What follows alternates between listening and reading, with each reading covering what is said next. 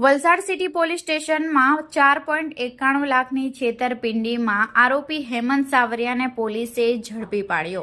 વલસાડ શહેરમાં 4.91 લાખની સાયબર છેતરપિંડીનો એક મોટો ખુલાસો થયો છે। આરોપીએ સસ્તા યુએસએ ડોલર, ઊંચા વ્યાજની લાલચ અને સસ્તા ઇલેક્ટ્રોનિક સાધનો વેચવાના બહાને અનેક લોકોને ફસાવી આ છેતરપિંડી આચરી હતી। વલસાડ સિટી પોલીસે આ મામલે ગુનો નોંધી આરોપીની ધરપકડ કરી છે। પોલીસે આરોપીને કોર્ટમાં રજૂ કરતા મંગળવાર સુધીના રિમાન્ડ મેળવ્યા છે। સીઆઈડી ક્રાઇમ ગુજરાત રાજ્યના સાયબર ક્રાઇમ સેલ દ્વારા પોર્ટલ પરથી મળેલા ઇનપુટના આધારે મ્યુઅલ બેંક એકાઉન્ટની તપાસ શરૂ કરવામાં આવી હતી।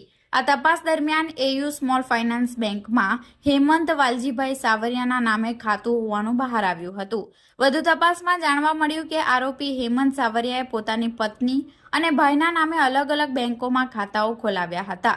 તેણે વિવિધ રાજ્યોમાંથી થયેલી સાયબર ફરિયાદોની રકમ આ ખાતાઓમાં મેળવી હતી। પોલીસે આરોપી સામે બીએનએસ 2023 અને આઈટી એક્ટ હેઠળ ગુનો નોંધી વધુ તપાસ હાથ ધરી છે। વલસાડ સિટી પોલીસ સ્ટેશનના પીઆઈ દિનેશ પરમારના નેતૃત્વ હેઠળ ટીમની આ કેસમાં અન્ય કોઈ સંડોવણી છે કે કેમ તેની પણ તપાસ કરી રહી છે।